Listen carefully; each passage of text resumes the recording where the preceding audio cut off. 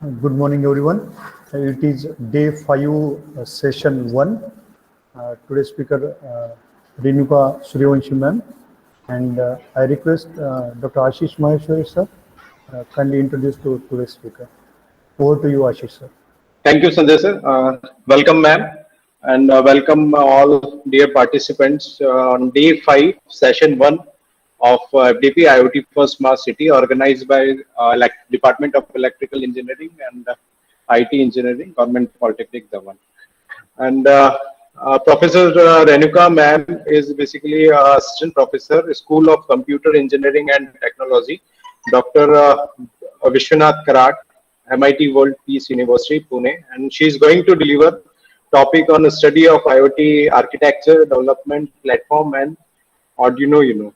And before coming to the topic, I just would like to introduce our speaker, ma'am. She's having 7 years of teaching experience. She has a skill set of IoT, Internet of Things, machine learning, artificial intelligence, and she has published several research papers in conference and journals. And she's pursuing PhD as a completed Master of Technology in Computer Engineering from MAEERS, MIT Pune, Maharashtra, and Bachelor degree in Computer Engineering at MKSS Cummins College of Engineering, Pune. So, and she has also coordinated several technical events and at institute and university level. Over to you, ma'am. Once again, welcome. Please start your session. Yes, thank you. Yeah, thank you so much. Okay, shall I share my screen? Yes, ma'am. Yeah, thank you so much.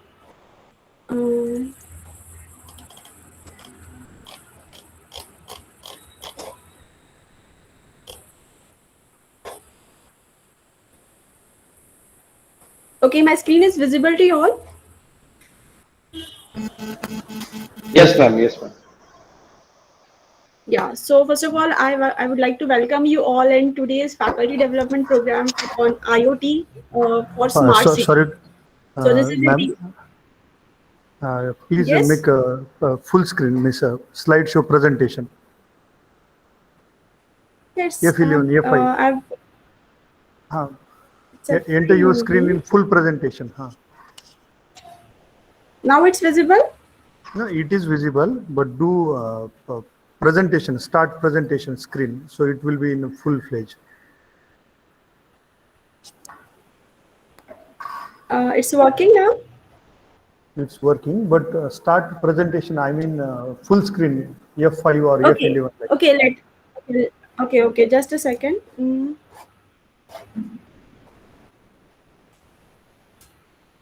Open it in full screen mode. Yes, sir. Give me a minute.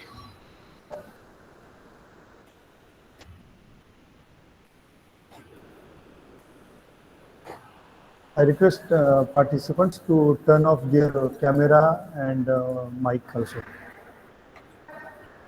Now it's fine, sir? Yes, ma'am. Fine.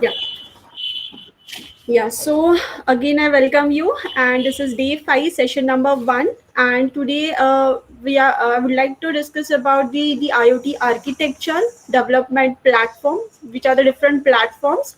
Along with that, the Arduino Uno, then Raspberry Pi. In a session number 2, again I am going to be give you some hands-on kind of a thing. Okay. Yes. So we'll begin with the first outline. So what I would like to cover today. Definition of IoT. I know this is the 5th day, and many of you are bit familiar with the definition of the IoT. Then the characteristics of IoT, physical design of the IoT, logical design of the IoT, IoT protocols, which I would like to cover. This is I would like to focus, and after that, which are the different IoT levels and the development templates. Okay. So, Internet of Things is fully network and the connected devices sending analytical data back to cloud or the data centers. Nowadays, if you're going to see, it's the age of gadgets. So many now, everyone using or wearing a different wearable gadgets and all, and through that gadgets we are collecting the data. So obviously, if you are using a particular gadgets, that gadget is connected, that particular device is connected with the many different connected other connected networking devices where we used to share the information. So if you're going to talk about the formal definition or the definition of the IoT, Internet of Things is the network in which every object or the thing, object is nothing but the thing, and is provided a unique identifier. And the data is transferred to the network without any verbal communication. If you're going to see the scope of the IoT, it's a very, very huge. We cannot say that this much is the scope of the IoT. It's infinite. Okay, so scope of the IoT is not just limited to just connecting the things to the internet, as well as what we are trying to do. Whenever we share the information, that time we after sharing the information, we are applying some analytics on the same. So today we are going to be discuss the different analytical tools which we can use in case of a IoT application or the prototype. Formal definition of the IoT, a dynamic global network infrastructure with the self-configuring capabilities. We can configure the IoT. Yeah, so that is the freedom here we are getting in IoT prototype or the IoT application. We can configure as per our interest or as per the end user interests, based on the standard and interoperable communication protocols. So the different protocols we are going to be discussed today, where the physical and the virtual things have the identities, physical attributes, and user intelligent interface, and seamlessly integrated into the information network that communicate data with the users and the environment. Obviously, whenever you have a lot of different networking devices, we share the information, and whenever we share the information, we require the internet and the things are nothing but all the different nodes which comes in the picture whenever you are talking about the IoT. Now I would like to highlight some characteristics of the IoT. Dynamic global network and self-adapting. Adapt a changes with respect to changing context. So for example, if you are looking for the any weather forecasting application, or if you are looking for any like image processing kind of application, every time the platform, the devices, or the processor, everything, the microcontroller and all, everything is going to be changed. So this platform is going to be adapt the changes as per the requirement. We can configure it. So the self-configuring, example, fetching a latest software updates without a manual intervention. So here again we are getting one more kind of a feature. We can just extend our system, update our system as per the requirement. Yeah. One of the really good feature is interoperable communication protocol. Under IoT architecture, we are going to see a very different kind of protocols. How we are going to be use this protocol for communicating through the various different devices, nodes, and the platforms, such as a unique IP address or the URL. So whenever we are using the different IoT nodes, each and every node is having the unique identifier. Okay, and that time whenever we are sharing the information, that time we used to just share the information, identifying the unique UID of that particular device. Also, they integrated into the information network. This allows you to communicate and exchange data with other devices to perform certain analysis. With the IoT devices, we are not only capturing the data, along with that, after capturing the data, we are applying some analytics. After collecting the data, we are applying the different machine learning or different other AI-based algorithm as well to come or to achieve our goal. Now, so today, as I said, that we are going to see the different things which comes in the IoT. Things are nothing but the nodes or the devices and the IoT protocols. Refers to the IoT devices which have a unique identities that can perform sensing, actuating, and monitoring capabilities. Yes, whenever you are talking about the IoT, the first thing which comes to mind is what is meant by sensor or the actuator. Sensors are the devices which actually collect the data, collect the information. Okay, so we have I guess till date, maybe you are aware with the many different sensor, like your PR sensor, then ultrasonic sensor, your temperature sensor, or etc. Apart from that, the actuator, like your LED or your any motor, okay, or your switches, and also these are the actuator. They actually show you some action and the monitoring capabilities. So they all comes together whenever we are talking about the IoT. IoT devices can exchange the data with the other connected device or collect the data from other device and process the data either locally or send the data to the centralized server or the cloud. Yes, in today's session, I would like to also cover how to collect the data and how we are going to be upload it on the cloud. Because obviously IoT devices are connected, and they are connected not locally, globally as well. So you are collecting the information from very different places, and after collecting the data, you would like to share the data on the cloud. So in today's second session, I would like to highlight some MQTT or the other protocols, which are the ESP8266 kind of modules, which will help you to upload your data on the cloud. Yeah, so this is a basic block diagram of the IoT. So if you can see here, generic block diagram of the IoT devices, same like your OSI model or the TCP/IP model. IoT is also having its own model. An IoT device may consist of several interfaces for connection to other devices, both wired one and the wireless one. Wired one and the wireless one, so the system which are not a portable one, that time we can go with the wired kind of communication. And whenever we want to go with like any portable kind of things like gadgets and all, or the wearable things likewise, so that time you can go for the wireless. So here blocks which you can see here, this is for the first internet connectivity, which are the different interfaces like UART, then SPI, then the storage interfaces. Under memory and the storage interfaces, where you would like to share the data and all, and the interfaces which are going to be used. Apart from the connectivity, like whether you want to directly connect with the, obviously if you want to connect, you need a proper connection, either the wireless or the wired, with the help of Ethernet on the processors. Very important for any particular IoT prototype or the application, processor is very important. We know that the IoT devices, many different IoT devices are the portable one. So that time we need to understand the size of that particular device as well. So we have a lot of options like microprocessor, microcontrollers are available, which can give you the which can give you the end user, as per the end user requirement. They'll give you the features, yeah, and that you can extend as well, and the graphics. Apart from that, the storage interface like SD, MMC, then STDR, all these are the different storage medium which you can use, or the storage interfaces which you can use here. Now, very important topic for today's session is the IoT protocols.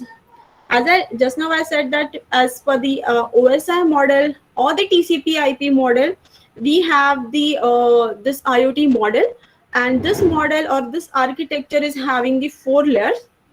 The first of all, if you are going for the ground level, is the link layer. IoT is nothing but the connection or interconnected devices, many different connected devices. So all are connected with the networks. Okay, when we want to form a network, we require the connection. So which kind of connection we are required is again a very important thing.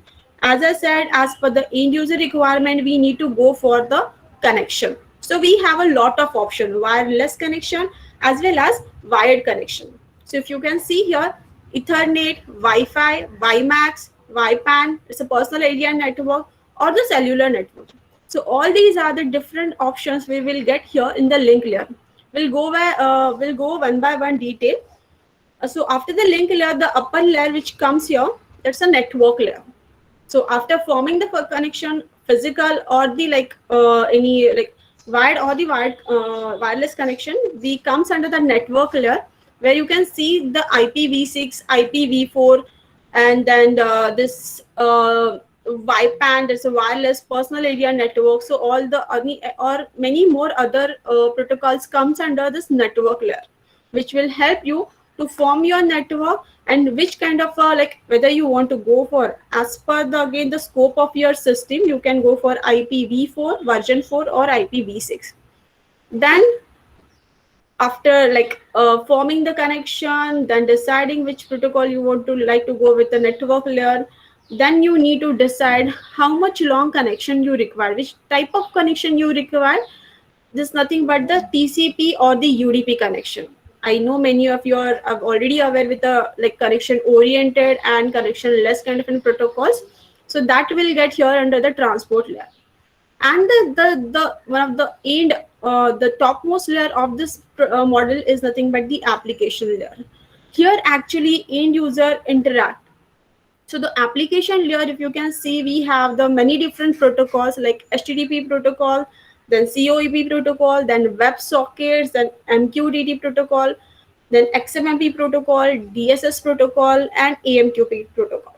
So all these protocols are responsible to share the data with the end user.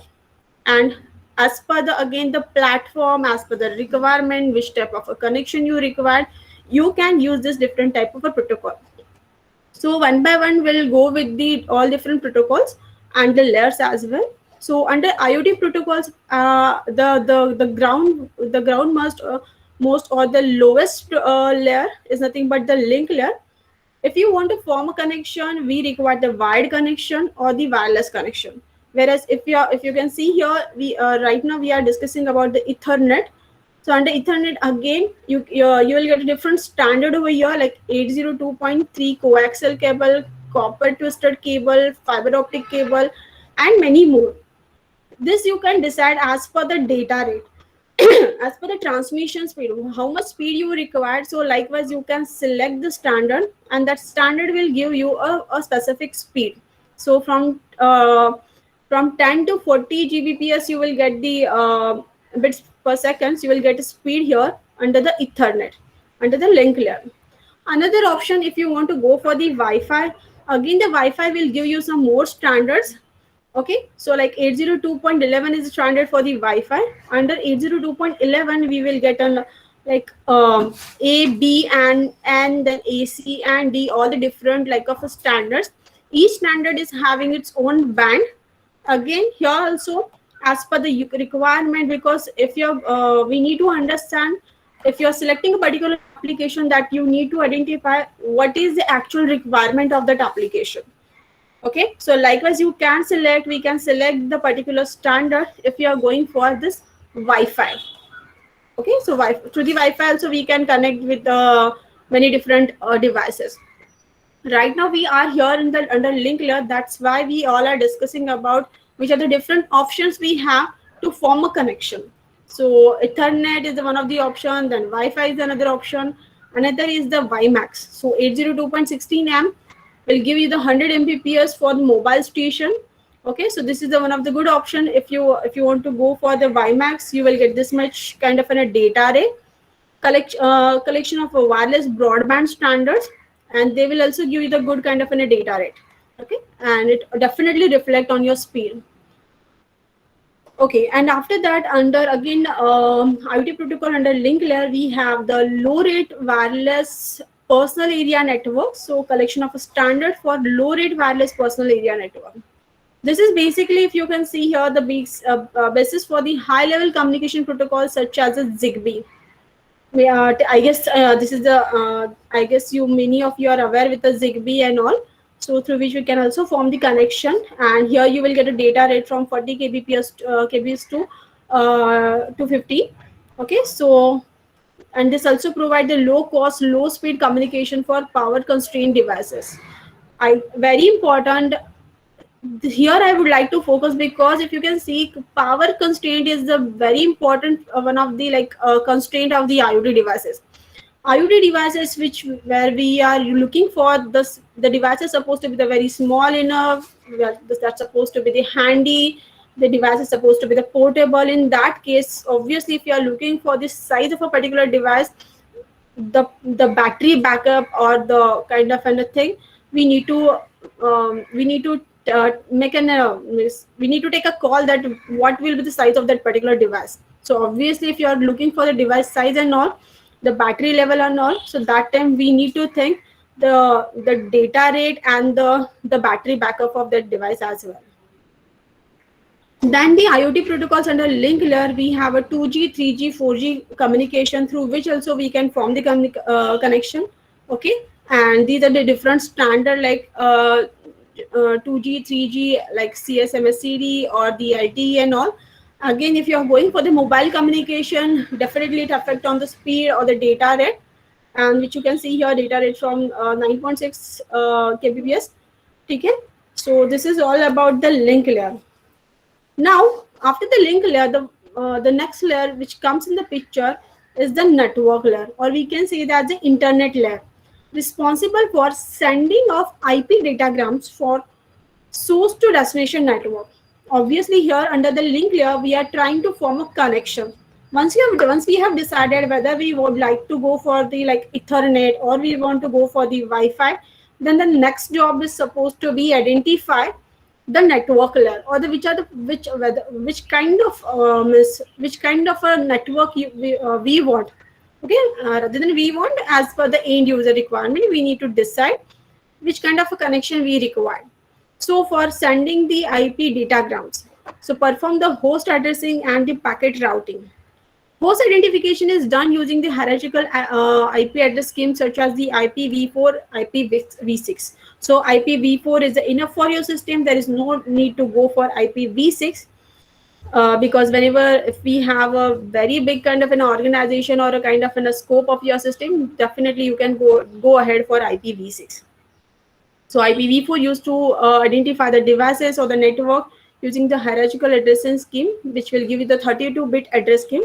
If 32-bit address scheme is not enough for your system, you can definitely go for the 128-bit addressing scheme as well. Apart from that, IPv6 over a low-power wireless personal area network is again we consider here, which will give you and which we can use for devices with a limited processing capacity. Okay, and this will give you this kind of a data rate and operate like 2.4 gigahertz. So if you have such a kind of an requirement, you can definitely go for this IPv6 low power wireless personal area network. Now, once you are done with the link layer, then the network layer, then transport layer comes in the picture. Transport layer, obviously it will give you, as per the OSM model or the different like TCP/IP model, transport layer is more responsible to provide the end-to-end message transfer capacity or the capability independent of underlying network. It also provides the functions such as error control, segmentation, flow control, and the congestion control. So as for the basic kind of features of the transport layer, here also in IoT system or an IoT kind of an application, we need to understand which kind of connection we are forming. Whenever we are sharing the data, we need to take care of these things as well, because of whenever we are sharing the data is supposed to be sent and received properly. There should not be kind of an error congestion or like any other errors which may face, and because of that, obviously it definitely affect on our result or as an analytics as well. Okay, and yeah, so under IoT protocols, again, if you can see, we have the two options whether we want to go for connection less or connection oriented. If you are going for the TCP connection, transmission control protocol, it's a connection oriented protocol. It ensures the reliable transmission, provides the error detection capability to ensure no duplicity of a packet and transmit the lost packet. Because if you can see, there are many different kind of scenarios where we don't want to go for like a permanent connection. As per the requirement, we would like to set up a connection. So definitely TCP will help you over there, or the UDP will be help you over there, because again here you need to check which kind of connection you require. If you here right now we are talking about the TCP, obviously TCP can give you the flow control capability to ensure sending a data is not too much high for the receiver process, because receiver is supposed to be ready or capable to receive the data. Also, it gives you the congestion control capability to help in avoiding the congestion, which leads to the degradation of network performance. So that's why we need to understand the actual requirement of a system, and then you can definitely go ahead for like UDP or the TCP. Whereas UDP gives you the user datagram protocol, it's a connectionless. Here you need to form the connection. It does not ensure the reliable communication, reliable transmission. It also does not connection before the transmitting, does not provide the proper ordering of the message, and transaction oriented and stateless.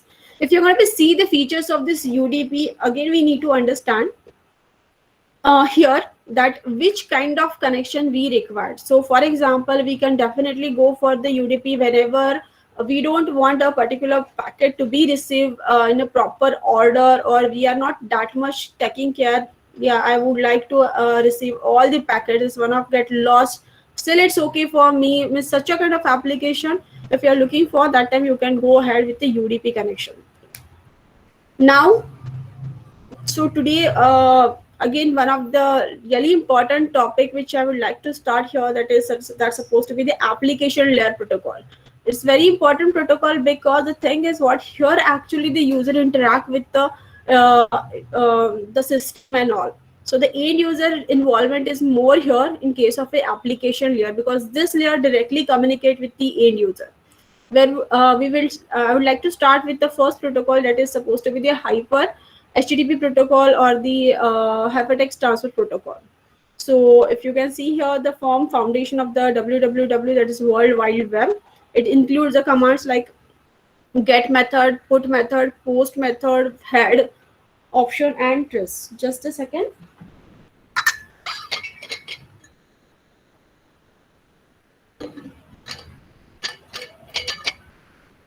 So now in under the application layer, again here we are forming the connection with the end user.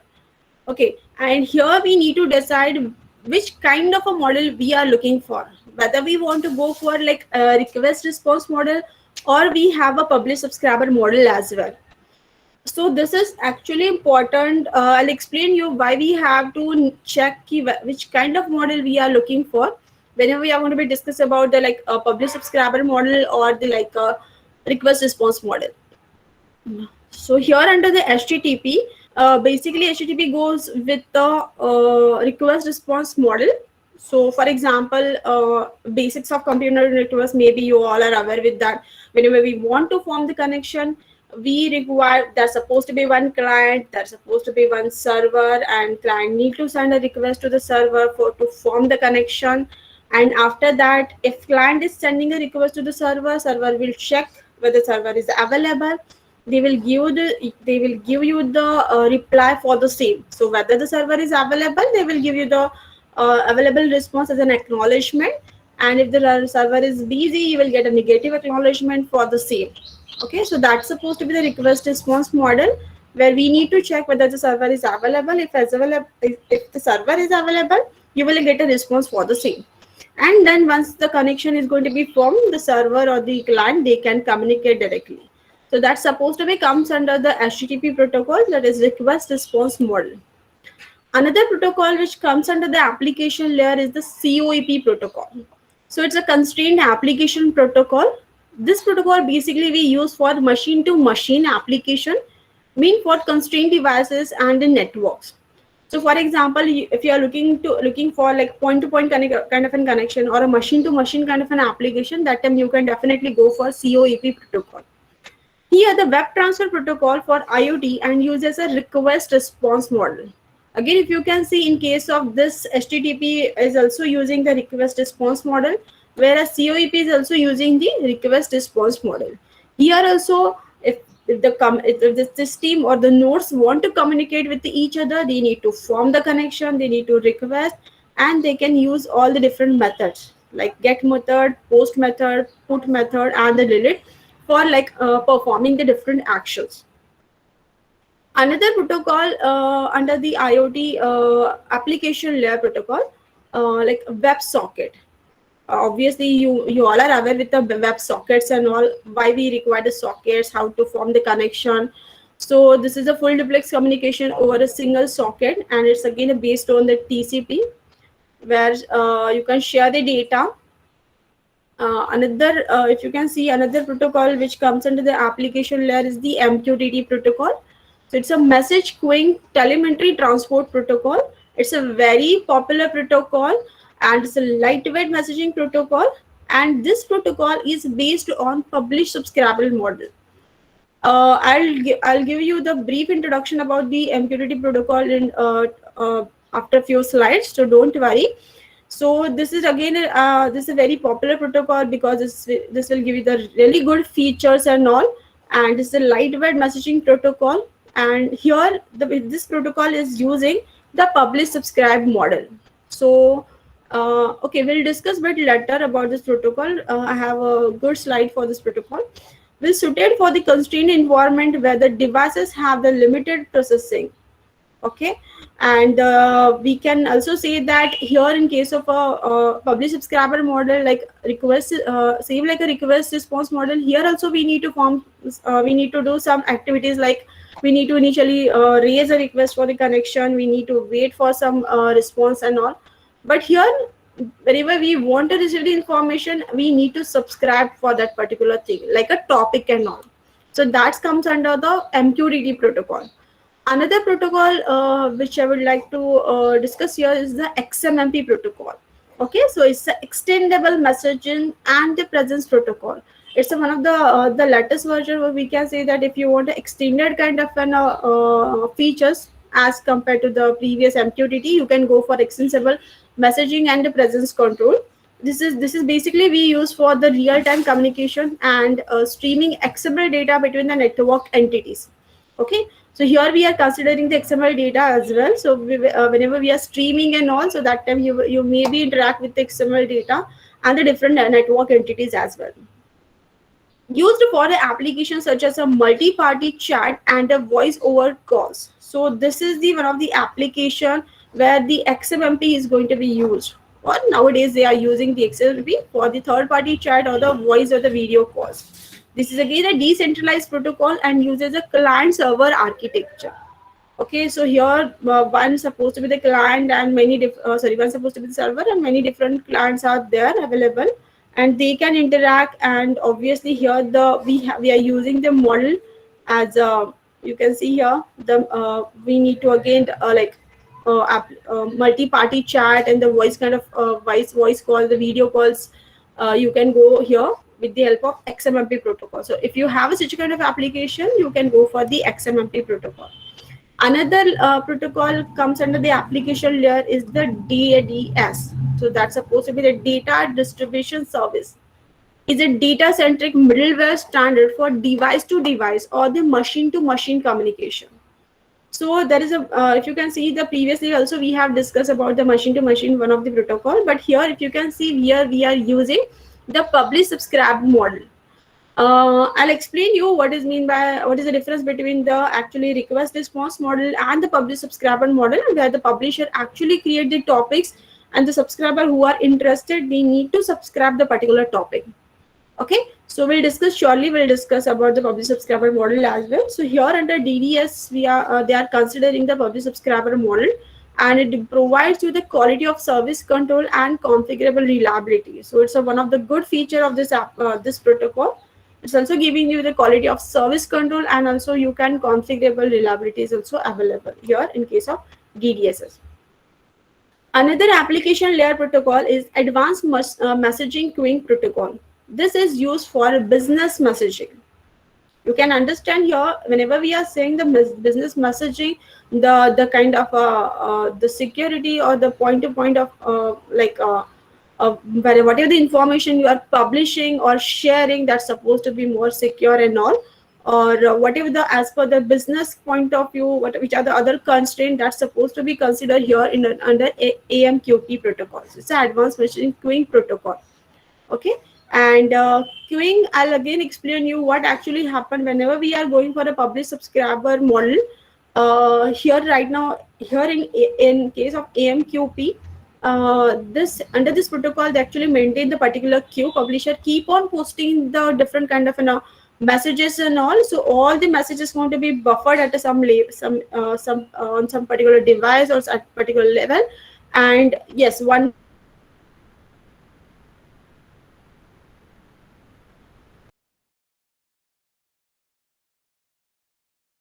receive the message from the publisher and route them over the connection to consumers throughout the messaging queues. So here I would like to give you the one of the good kind of an example. For example, if you are new in the city and you are looking for the PG or the hostel, or if you are looking for the, like if you are looking for the particular separate flat and all, if you are new in the city, obviously you are not aware with the city and you don't know where to contact and all. So what we used to do, we used to contact the broker, and broker they used to maintain the information about the particular area. Like if I'm here in the Court Road, which are the different PGs are available, which are the hostels are available. As a broker, I'm going to be store all the information. So the particular student or the whoever interested, they need to subscribe that topic. Then the student or the person will get the information to the subscribed topic only. So if I'm looking for a particular topic, and I need to subscribe that topic, and then only you will get information for the same. So this kind of things actually happen in case of this message queuing protocol. Yeah. So another, if you can see the next slide here, the logical design of the IoT. So after the architecture, you can see here, this is the logical design of the IoT. Under here, the devices, if you can see the lowermost design layer of this IoT is nothing but the devices, like the different sensors or the actuator or the node or the processor or the system. So they all comes under the device. Apart from that, device need to communicate with each other. So under this logical design, we have the communication model, we have the services, we are providing the security as well, because here we are sharing the information anywhere. So that time security is really important case of any IoT application. And whenever you are sharing the data, the management of the data or everything is again important. So that also comes under the logical design of the IoT. And the application, so as per the application, so application layer is more responsible, as I said, that the end user requirement and all. So this is the logical design of the IoT. Again, here I've highlighted some points like devices and communication. For communication, we need to identify the protocols, the services, which kind of services which you are looking for, like device monitoring, device control service, data publishing, the services, and the discovery. Under management, which are the different functions you are looking for, functions to govern the system. And security point of view, obviously the function for the authentication, for authorization, for message and content integrity, data security, and so on. So all these things comes under the logical design of the IoT. Yes, now as I discussed, under the application layer, we have discussed many different protocols like HTTP protocol, then MQTT protocol, then XMPP protocol. Each protocol is responsible for a different model. Okay, we'll give you a different kind of a feature. So one of the model here, you can see it's a request response communication model. If you can see here, a request response is a communication model in which the client send a request to the server and server respond on that particular request. So this is nothing but a request and response. If the server is available, server will give you the response for the same. So response in the sense that the acknowledgement will receive at the client side. So the acknowledgement is again whether the server is available. If it is unavailable, you will get a positive acknowledgement. If it is not available, they will give you the negative acknowledgement. And further, likewise, you can go ahead with the next kind of messages. Okay. So when a server receives a request, it decides how to respond, how to fetch the data, retrieve the resources, and prepare the response, and then send a response to the client. So whenever they are sending a particular response, so they need to mention the server include all the different things as well. Receive the request from the client, process the request, then lookups, then fetches the resources, it's prepare the responses, and send the response to the client.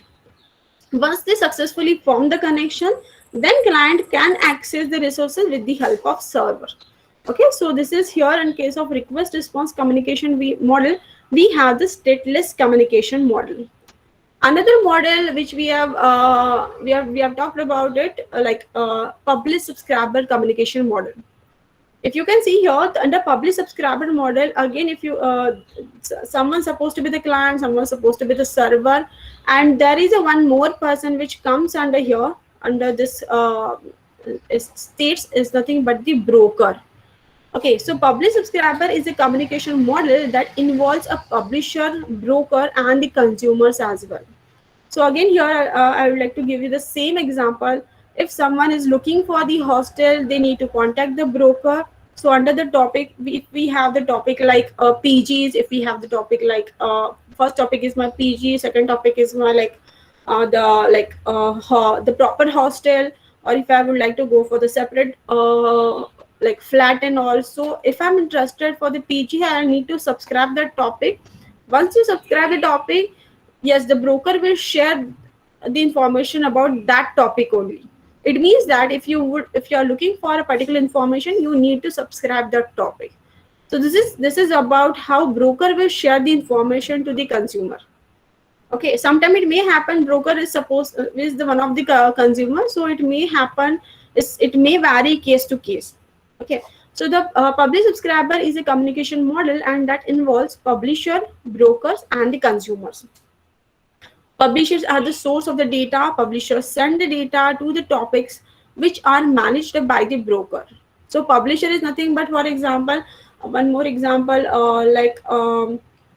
yeah, we'll go with the same example again. So here in case of a hostel, I'm a hostel owner. So if we have a vacancy, I'll publish that and I'll share that information with the broker, and then broker will share the information to the consumer, those who have subscribed that topic. Okay, so the consumer subscribe the topics which are managed by the broker. When the broker receives the data for the topic from the publisher, it sends data to all subscribed consumers. So obviously not all those who have subscribed that topic, we will get the information for the same. So this is all about the public subscriber communication model. Another model is the push-pull communication model. So it's again a really interesting model, because if you can see here, publisher keep on posting the messages and all. Okay, whatever the updates and all. So once publisher is going to be post any data, they will maintain the queue. Okay, so here in case of a push-pull communication model, which are the data producers push the data to the queues and consumers pull the data from the queues. Producers do not need to be aware of the consumers. So they are not waiting that consumer immediately will receive the data. So they are keep on publishing, and this whatever the publishing messages they will kept in the queue, and consumer will pick up or pull up the data as per the requirement. And because of this, if you can see here, the queues helps in decoupling the messages between the producer and the consumers. Queues also act as a buffer. Yes, if you can see here, at what speed the publisher is publishing is really not matter for the consumers. So here, queues also act as a buffer, and which helps in situation when there is a mismatch between the rate at which the producers push the data and the rate at which consumers receive the data or pull the data. So if you have such a kind of a limitation, because we know that in case of our IoT devices, we have a lot of limitations as well. Our devices are the portable devices, the processors which we are using, again, they are also having some limitation. The transmission speed and the receiving speed is again, we need to match and all. So that time, if you have such a kind of a limitation, so that time you can go for this push-pull communication model. Another model here is the exclusive pair communication model. In case of exclusive pair communication model, once you establish the connection from client to the server, this is the like forever connection. So in case of exclusive pair communication model, you can see here again client need to send a request to form the connection. Server will give the response for the same. Then they can start communication, and we can say that client and the server can send the messages to each other after connection setup. Continuously they can share the information. There is no need to wait for the particular acknowledgement and all. They can continuously talk. So you can understand that exclusive pair communication model, how it will work. Again, yes, it's like one of the really important like a communication model is the REST based communication model. This model, if you can see here, the representational state transfer is a REST, is a set of architectural principle by which you can design the web services. So this basically, this model we can use and for the like web designing and all, or web design or design web services and web APIs that focus on the system resources and how resource transfer. So, okay, so under REST API, follow the request response communication model. Here also we are using the request response communication model. REST architectural constraints add a component and connect and like data elements and all, everything is in a distributed manner system. You can see here we have the HTTP client and they are using the REST, okay, and we also have one more HTTP server. So here if you can see, HTTP client need to first send a request to the server with the help of, so whenever you are sending, so obviously you need to use the different methods such as a get method, post method, then put method, delete method, as per the which kind of a connection which you are looking for and all. So that time you can everything you need to mention in the packet, and this packet also contain the which kind of a data you are trying to transmit and all. Again, basically, maybe you are aware with the JSON format or the Excel format, which kind of an data you are looking for, in which format you would like to share the data, and then you can access, then you can able to access the resources and all. So this is all about the REST-based communication model. Under REST communication, again, as I said that here also we have the request response model. Client is start with the request, they will get a response, again send a request for the next kind of an messages and all. So clients are, this is the REST-based communication API. Constraints are like client server, it's a stateless, it's a cacheable, it's a layered system, uniform interface, and code on demand. So these are the some constraints of this REST-based communication API. Now WebSocket based communication API. Okay, again, why we all are discussing about this web different kind of models, because here in case of a IoT application, whenever we are sharing a data, we need to initially form the connection. Once you form the connection, we need to mention which kind of a connection you require and which kind of a data, what will be the format of a data, in which format you would like to share the data. So that time again, what is the end user, who is the end user, which format, which kind of a format you are looking. So that is again a matter. So that time we need to identify which is the perfect model for our system. So one of again another model you can see as the WebSocket based communication model. Here they are using the WebSockets and all. You can see here initially clients send a request to set up a web connection. You will get a response for the same initial handshake.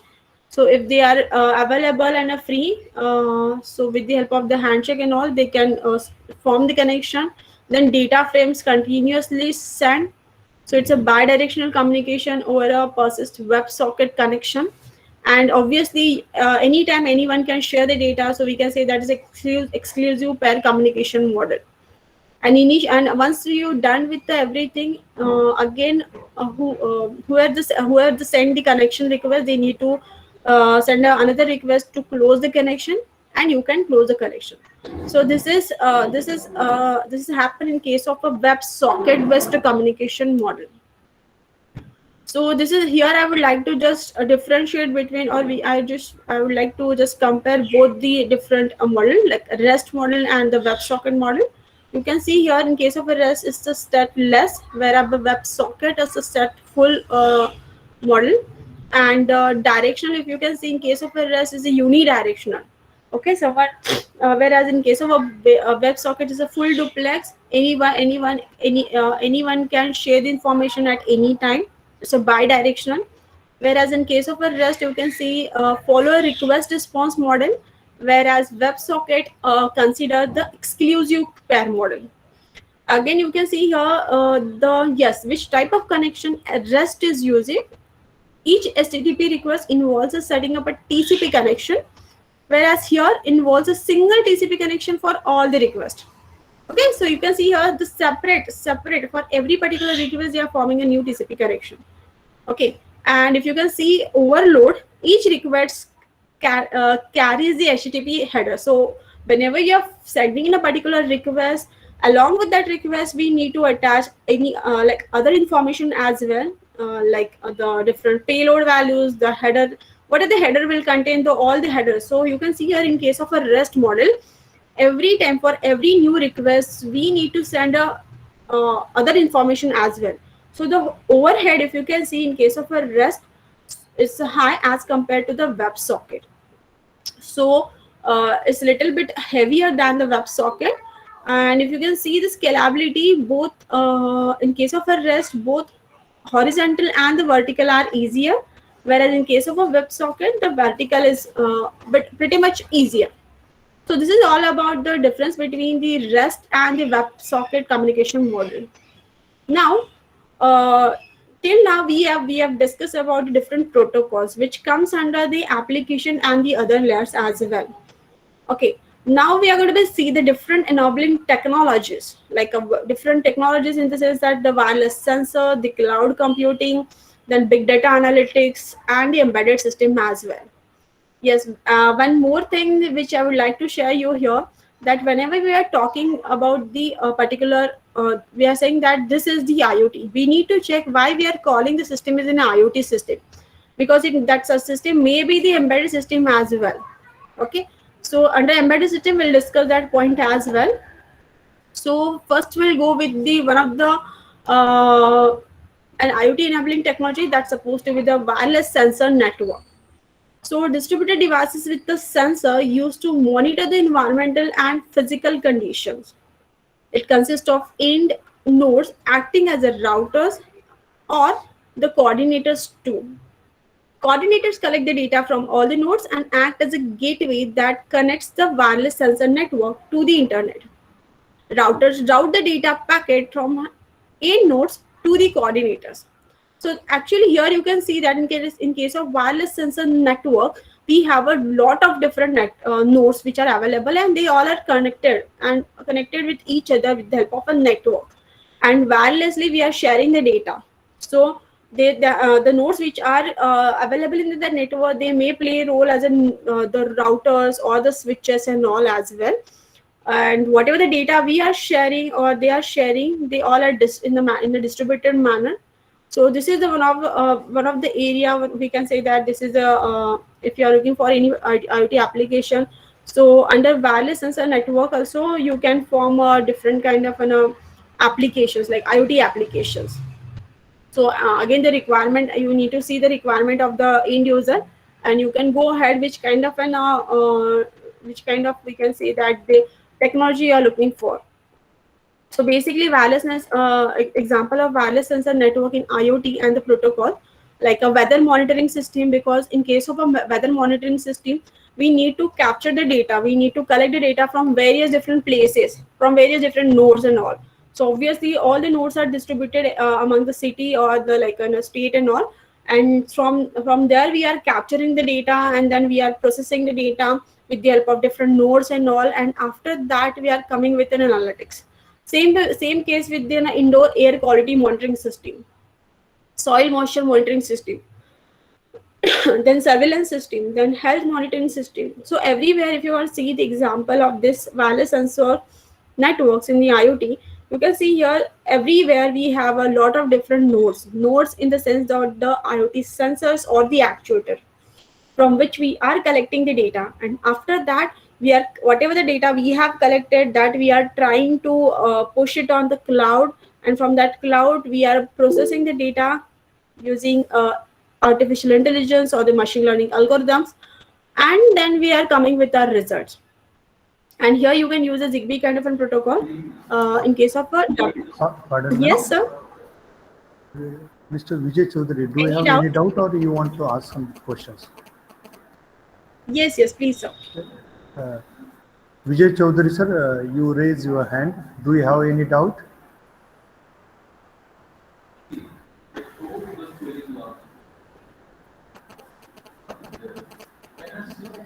Okay, not an issue, ma'am. Please be continue. Yeah. So So I know that is a little bit theoretical things, because here I would like to share some enabling technologies where you can use the IoT protocols and all, because we need to understand what is the scenario and all, and that time we also need to understand which are the different platforms are here, and the key enabling technologies through which we can explore the IoT. So one of these is WSN. After that, cloud computing. Again, again here also I would like to say the same thing, that here we need to, in case of a IoT application, we need to collect the data. So when after collecting the data, we need to push it on the cloud, and that time we need to check which different, again in case of cloud computing, we have many different options, like whether you want to go for uh, as then PaaS and then SaaS as well, so that you can decide. So again, as per the requirement, what is the scene and all, you can go for rent infrastructure or supply on a demand environment for developing, testing, delivering and managing software application. This method for, and again in case of a SaaS, the method for delivering the software application over the internet on demand and typically on subscription basis. So here, in case of a cloud computing kind of an IoT application, you need to check here. If you want, you can go for this different options as well. Any questions, sir? Okay, fine. So another key enabling technology in IoT is nothing but the big data. Here in case of a IoT, we are collecting the data from all different kind of a sources, or the sensors or the actuators and all. So sorry to Yes, sir. disturb you, ma'am. Sir, Manoj Yeah. Kiran sir, do you have any question or query? Manoj Kumar sir and Vijay Chaudhary sir, you people raise your hand. Do you have any query? Shri Manoj Kiran and Vijay Chaudhary, do you have any query? You people raise your hands. Okay. Please continue, ma'am. Yes. So in case of IoT applications, we are collecting the data from different sensors and all. So you can understand which different kind of a data which we will get. So there actually the big data comes in the picture, because here we need to check which kind of data we are getting, and understanding the data is nowadays is very important. Understanding the data in the sense that what is the size of the data, the volume of the data, the velocity of the data, the variety of the data as well. And obviously you can understand continuously these IoT sensors, they are collecting the data, so you can understand the volume and how we are going to be manage that data, how we are going to be process that data. There actually the big data analytics comes in the picture. So collection of a data who's having a huge volume, velocity, variety is too large and difficult to store, manage, process and analysis the data using a traditional databases. That's why we are going for data analytics. It involves the data cleaning, processing and the visualizing. Lots of data is being collected, and you can see the in warehouses we are storing the data as well. So like web data, e-commerce, also the purchase at the department or the grocery stores where you will get a huge amount of data, or like a bank or the credit card transaction, there also you are getting a huge amount of data. Or in case of any IoT application, you may get a really huge amount of data. So there actually this data analytics parts comes in the picture. So I just would like to skip this point, because many of you are aware with that or fee of this data, like velocity, variety and all. So I would like to just switch with the next topic. So as I said that whenever we'll get a data, we need to understand the velocity refers to the speed of the data, volume refers to the amount of the data, like what is the size of your data, and so on. Now another interesting topic, today's interesting topic is nothing but the IoT levels and the deployment templates. So an IoT system comprises the following components, like devices, resources, and the controller service, as well as the database, web sockets, analysis component, and the application. So I'll show you an image. So if you can see my screen, so my screen is visible. Yes, ma'am, it is visible. Yes, thank you so much. So you can see here, here I'm talking about the level number 1. So how are you going to decide what is the scope of your system or your IoT particular application comes under which level? So here we'll start with the very basic level. If you can see here under level 1, I have one node, which you can see here, the orange colored is my node. Okay, and it's a monitoring node, performs analysis and stores the data. Okay, so this is the node through which, so you can assume that this is my sensor, and this sensor is more responsible to collect the data, any sensor. Okay, after that, the sensor will capture the data, will load on the device and the resources and the control service, and whatever the details we are getting over here, we are storing on a local database. And with the help of any application layer protocol or the rest of the WebSocket services, we are going to be share the data with the end user or with the help of the application layer. If you can see here, we have not shared the data on the cloud. We have not shared the data on the internet. And you can see here, whatever we are doing at a very local level in a very small manners. So if you have such a kind of an application, we can say that this is the IoT level 1 application. Okay, and this will immediately tell you about the scope of your system. Another level, if you can see, so this the application of this layer, if you can see, IoT level 1 example is a home automation. If you know that nowadays many different softwares and are available, IoT softwares are available for the home automation system.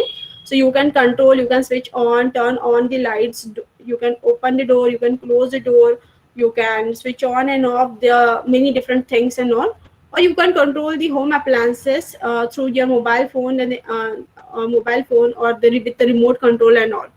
Okay, so if you have such a kind of an application, that's supposed to be comes under the level number 1.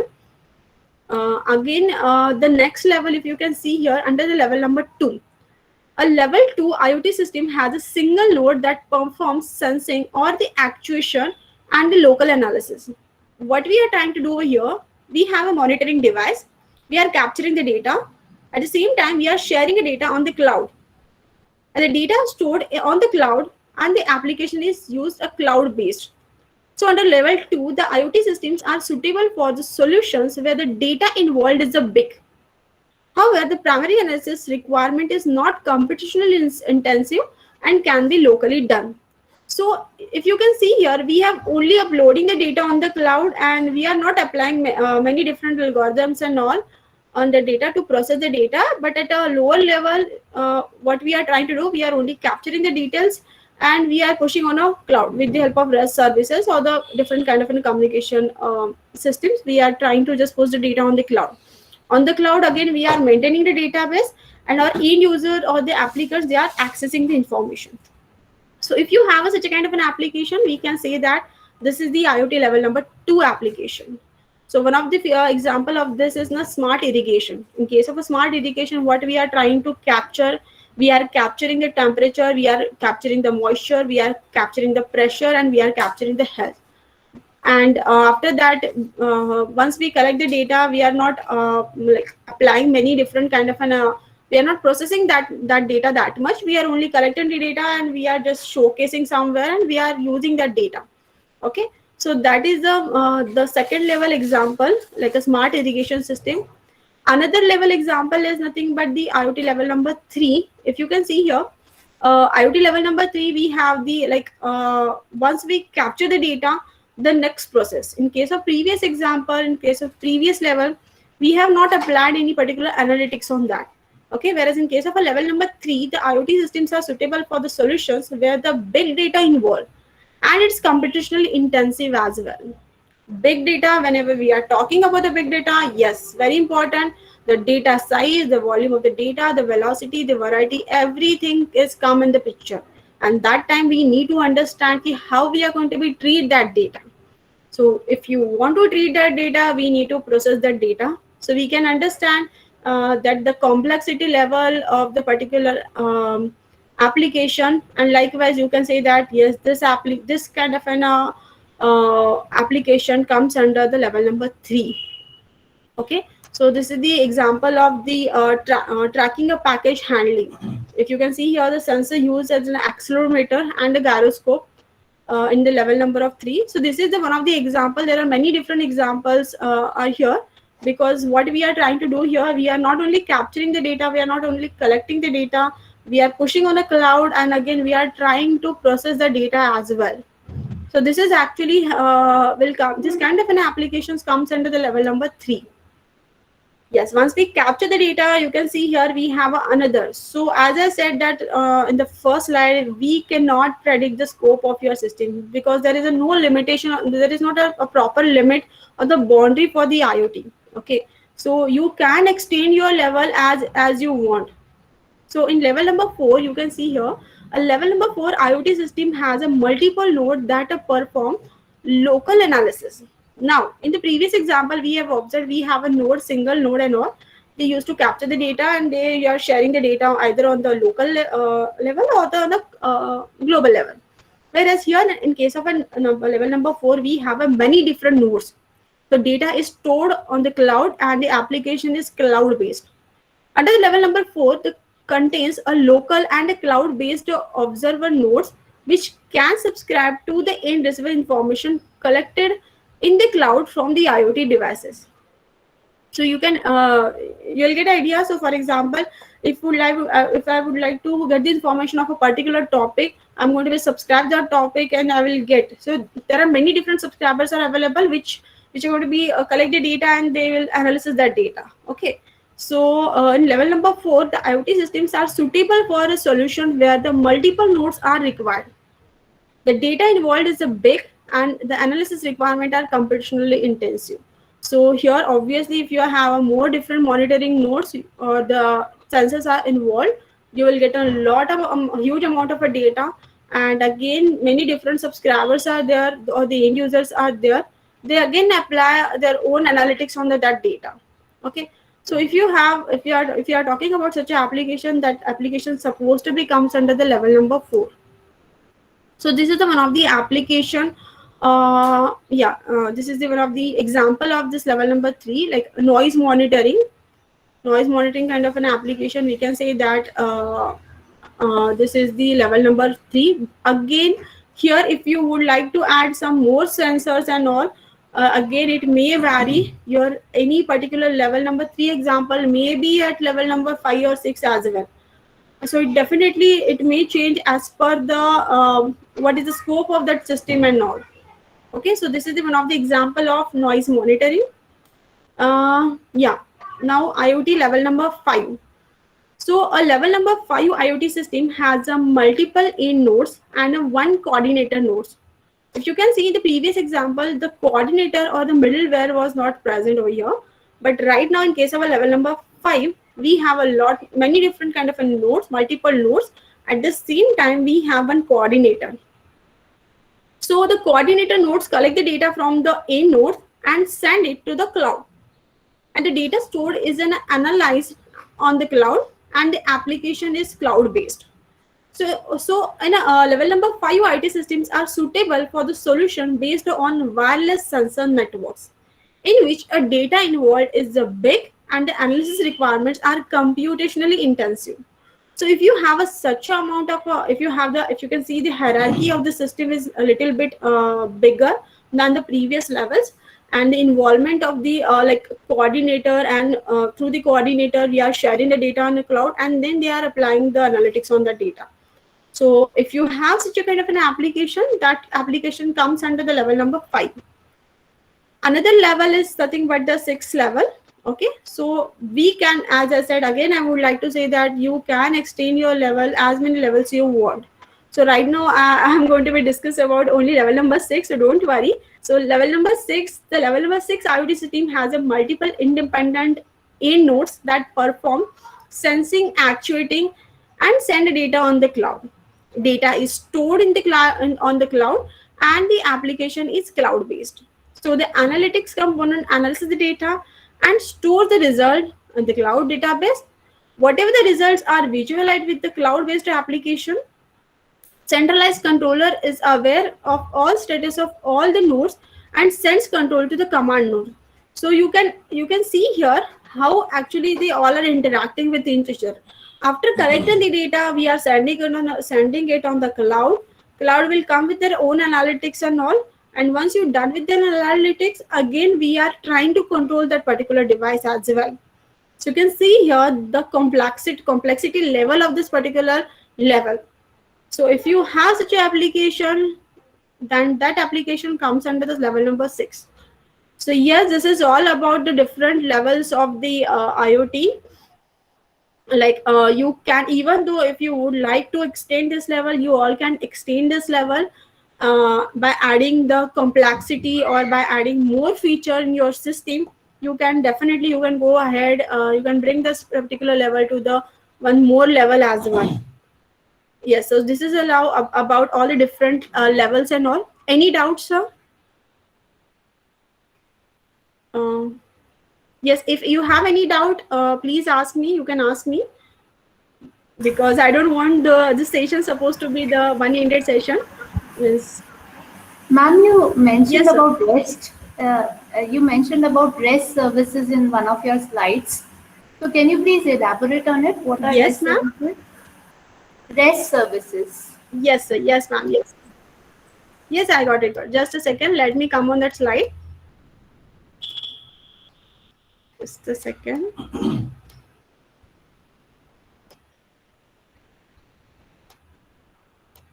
Okay. So, just a second.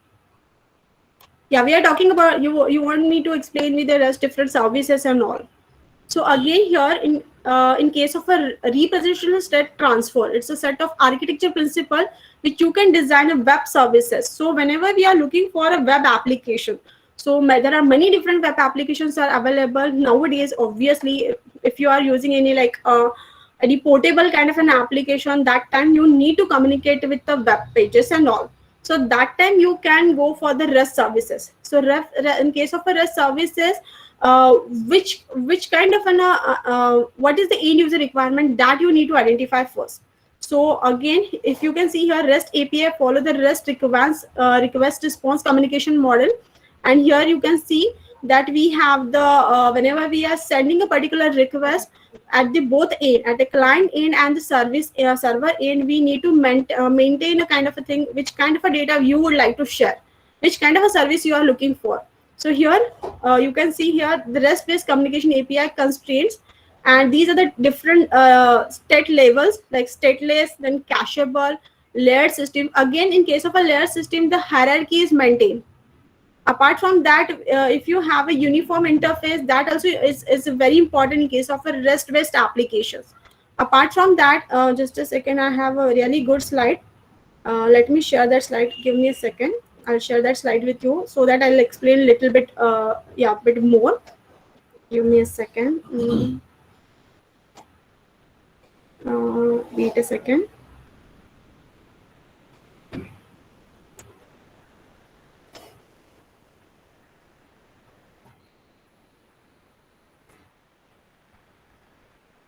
Also, can you see my screen? Is it visible? Ma'am, screen we cannot see. Sharing is not there. Just a second.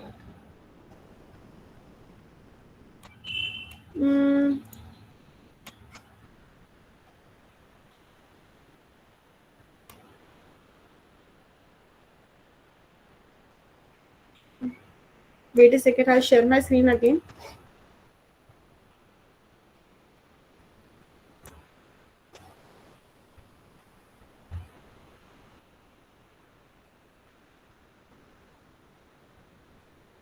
Now it's visible. Okay, No, ma'am. No, ma'am. wait a second.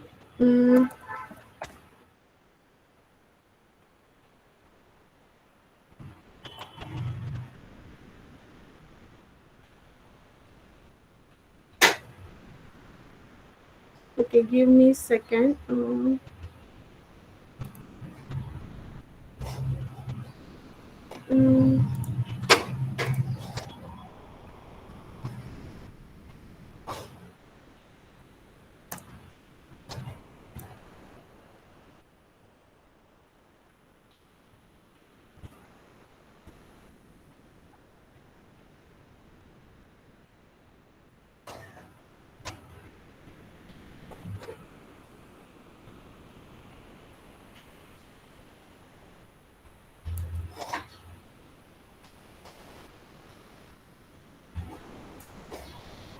I think I need to share my entire screen. Wait a second. Let me share my screen. Now it's visible? Yes, ma'am. Yes, ma'am.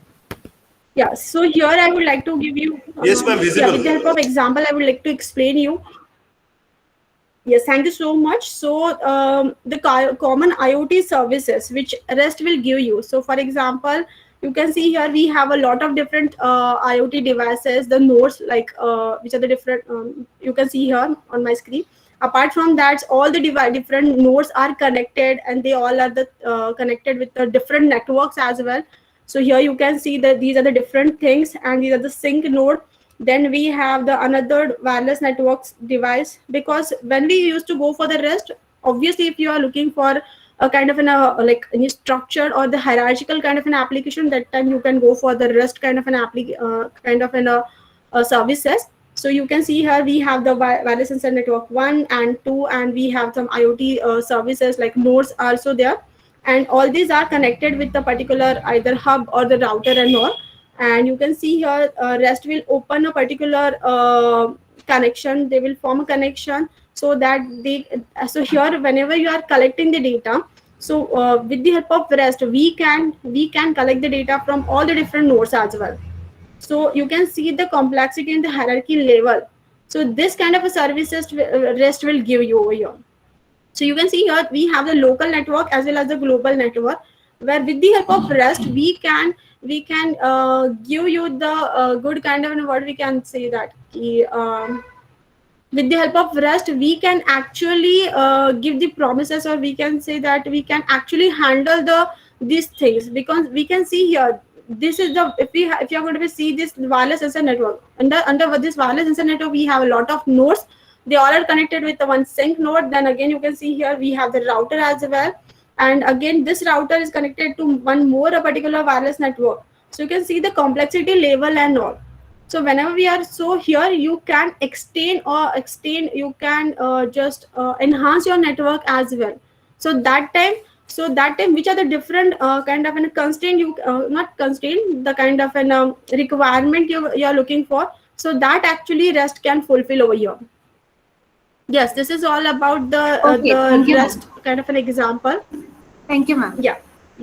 So yes, just a second. I'll share my screen again. I want to switch on the slide. Wait a second.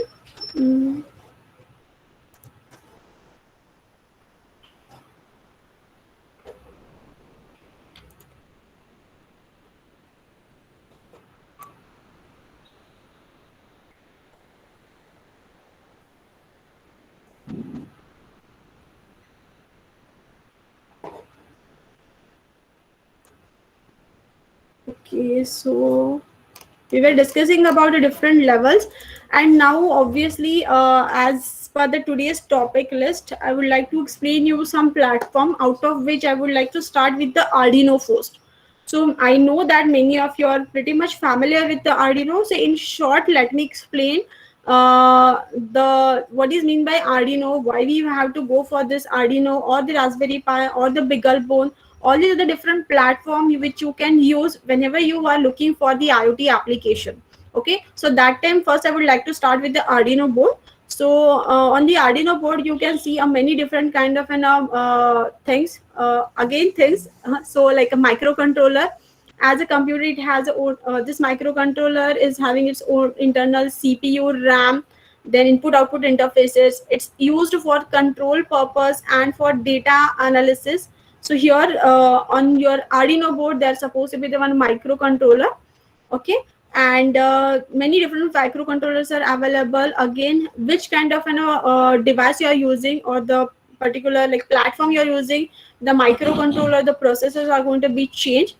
So the microchip, that Atmel, Intel, analog devices, and so on. So these are different microcontrollers will be there on that particular device. So what is Arduino? A microcontroller board contains an onboard power supply, USB port to communicate with the PC, and the Atmel microcontroller chip. Yes, on the Arduino board we are using the Atmel microcontroller. So here a small computer giving you or trying to give you the more features, seem like you're the big or a huge computer. So that's we have used, and that's supposed to be the Atmel microcontroller. It simplifies the process of creating by control system by providing the standard board that can be programmed and connected to the system without the need to sophisticated PCB design. Okay, so like printed circuit board design and implementation. It's an open source hardware and it's a really famous hardware, so that anyone can get the details of this design and modify it and make his own application itself. So you will get all the details or the libraries or the functions on the Arduino official website. So these are the different Arduino boards which are available in the market, like Uno, then Mega, then Lilypad, then Arduino BT, then Arduino Nano, Uno, and Arduino Mini as well. So again, you need to check what is your requirement, and as per your requirement, we can select this Arduino boards as well. Now I would like to highlight the actual like which are the you can see here the Arduino Uno I'm sharing right now. This Arduino Uno is having the Atmel microcontroller. A microcontroller here plays very important role. Okay, and if you can see on this Arduino board, we have some analog input pins as well. So whenever, for example, if you are looking for any temperature sensor and all, so that time you can use this pins. We have we have the ground pins, then voltage voltage pins. Along with that, we have the power input. We have the USB port on this Arduino board. And apart from that, we have some general purpose input output pin as well. You can see here from 0 to 13, all are the general purpose input output pins, which you all can use whenever we want to connect the different sensors or the actuator. So obviously, if these many pins are not enough, you can use a breadboard for the same. So we'll see that in the second slot, we are going to see the actual simulation of the particular I will come with a good example. So where I'll show you how to show the simulation of like IoT devices and all the sensors and all. So that time we'll see how to use a breadboard and all. So this is all about the Arduino Uno and the Arduino board. Sir, I would like to go with the Raspberry Pi board as well. So can we share? Can I go ahead with the next topic, or I need to wait over here? Ma'am, it is at 12 o'clock, so it's time for a break. Okay, so what I do, the next part, the Raspberry Pi, again, because in the second in a morning slot, I've decided that I've planned that I'm going to be cover the Raspberry Pi as well. So that I will cover in afternoon slot.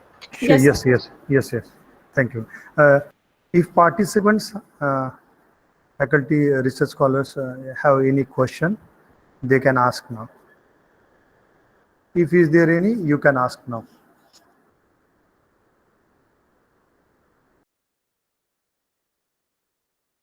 Okay, Ashish sir. Yes, okay. Thank you, ma'am. We'll join you again at 12 o'clock. Thank you, ma'am. Participants, we will have another session. Sir, your voice is not clear. Ashish sir, please Okay. check your mic. Participants, again, we are having our same speaker will be there after half an hour. So participants, please join after 30 minutes. I think, ma'am, there is one question. What are the limitations of Arduino boards? Yes, sir. Yes, sir. Just a second.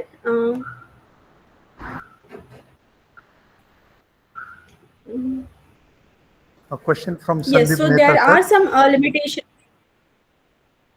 Yes, sir, sure. And these are limitations we can address with the help of Raspberry Pi. So that's why I would like to start with the Raspberry Pi, because in case of an Arduino board, we don't have the Wi-Fi module, we don't have the Bluetooth module. That is the main important kind of one of the drawback of the Arduino board, and that's why we have the other options as well.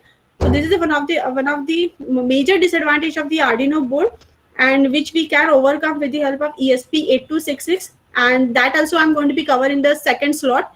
So I would like to request you, please join the second slot so that I'll surely cover that thing as well.